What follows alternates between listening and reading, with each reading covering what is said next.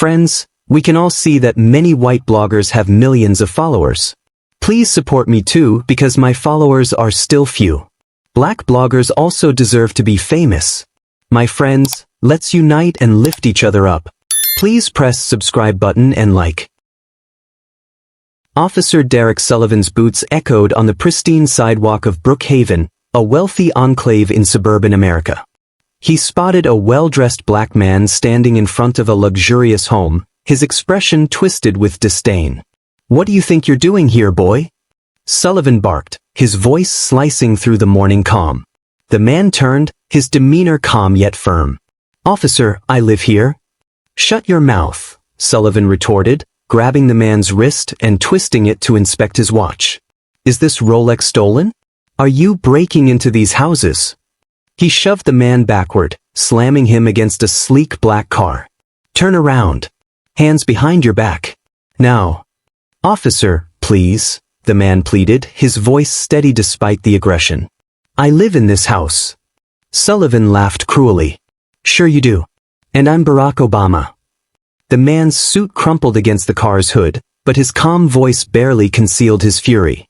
"I've lived here for 3 years." At that moment, Mrs. Carter, a local resident, was live-streaming the encounter on her phone. "This is absolutely disgusting," she whispered into the camera. "He lives here. I've seen him every morning for 3 years." The comments section exploded with outrage and support, but darker voices emerged, questioning the man's presence. "Unit 47 requesting backup on Maple Drive," Sullivan's radio crackled. "Copy that, 47. Unit 23 en route." The man, Terrence Washington, felt the cold metal of his BMW's hood against his chest. After 23 years of federal service, he was being treated like a common criminal on his own property. "ID now," Sullivan demanded, his breath reeking of stale coffee. Terrence slowly reached for his wallet, careful not to make any sudden movements. He produced an Italian-crafted leather billfold, a gift from his wife, Kesha, after his last promotion. Sullivan snatched it, flipping through the contents as if searching for contraband. "Terrence Washington," he read mockingly. "What kind of made-up name is that?"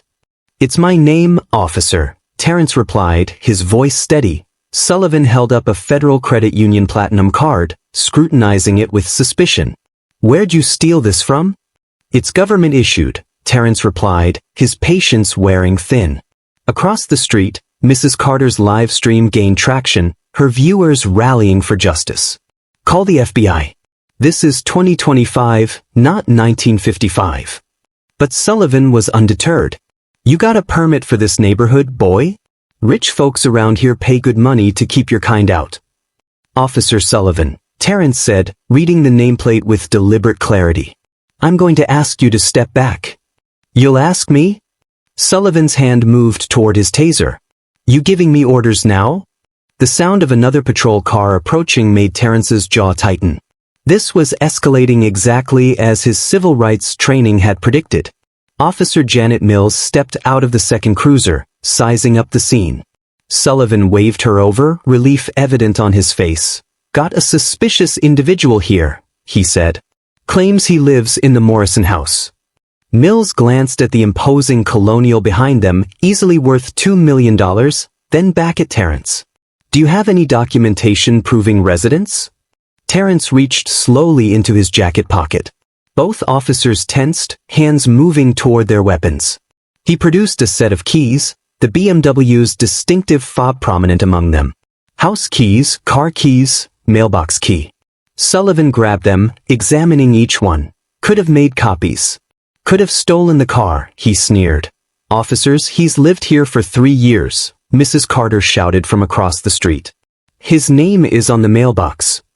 "Ma'am, please step back," Mills called out. "We're conducting an investigation." "Investigation into what?" Mrs. Carter shot back. "A man standing in his own driveway?" Terrence's phone buzzed again. The caller ID read, "Director Jensen, FBI." He declined the call, checking his Omega watch. The small eagle insignia on his lapel caught the morning sunlight, a detail Sullivan had missed. 9:52 a.m., Terrence thought, the countdown in his mind ticking down. 8 minutes remaining.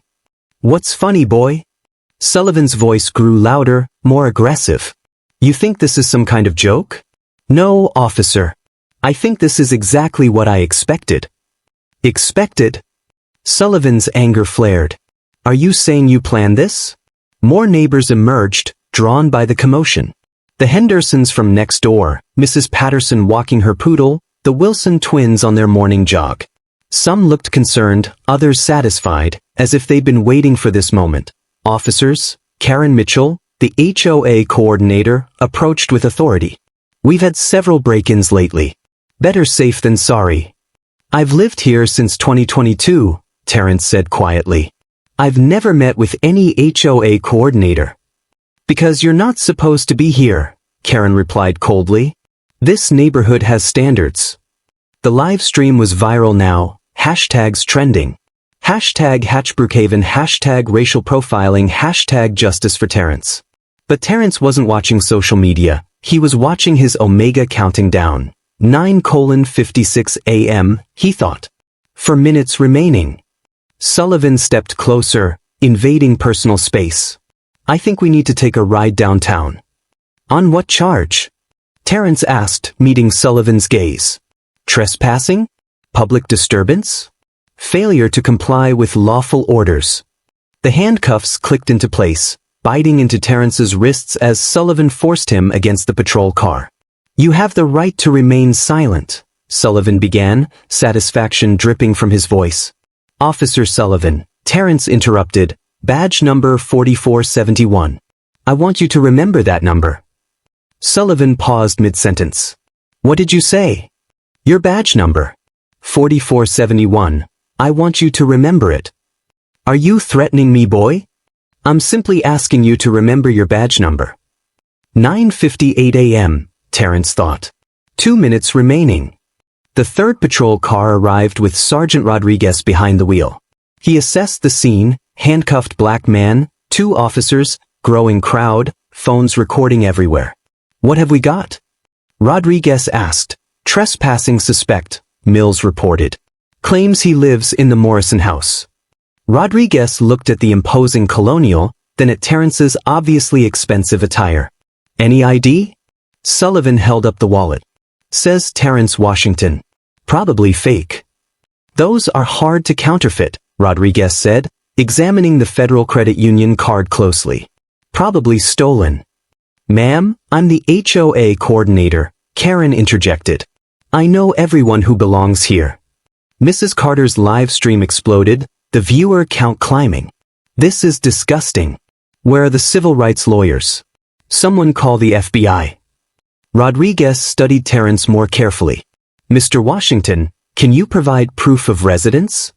The keys your officer confiscated open my front door, my car, and my mailbox, Terrence replied evenly. Mrs. Carter across the street can verify I've lived here for 3 years. Keys can be copied, Sullivan insisted. Look, Rodriguez said, trying to de-escalate.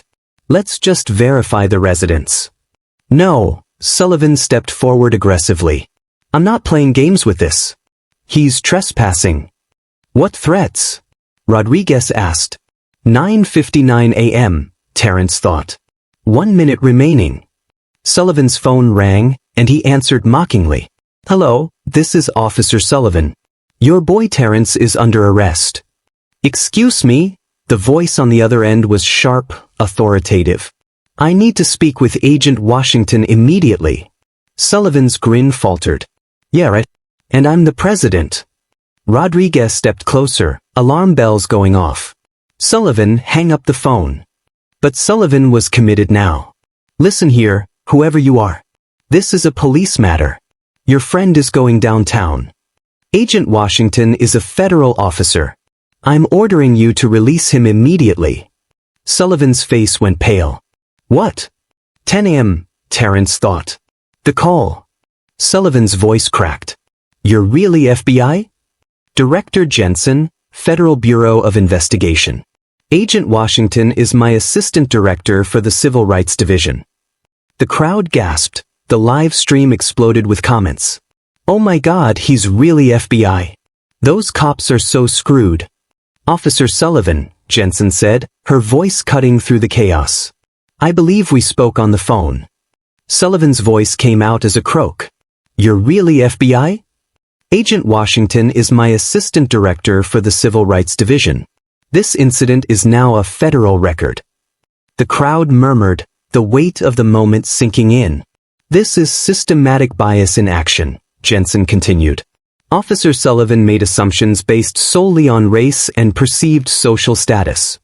Sullivan sat in his patrol car, head in his hands, the magnitude of his career destruction becoming clear. The live stream had reached 45,000 viewers, and the comment section was filled with outrage and celebration. Today's incident will be analyzed as part of a comprehensive study on bias in law enforcement, Jensen announced. We'll be conducting a review of all arrests, complaints, and interactions involving people of color over the past 5 years. The crowd erupted in applause, the tide of public opinion shifting. Terrence stood tall, the weight of justice behind him. Real-life stories like this happen every day across America, he said, addressing the cameras. But today the system worked. As the federal agents began their investigation, the echoes of Brookhaven would resonate far beyond its borders, a testament to the power of truth and the fight for justice. Do you want to know the fate of the heroes? Please post part 2.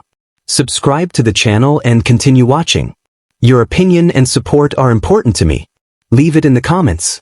Thank you.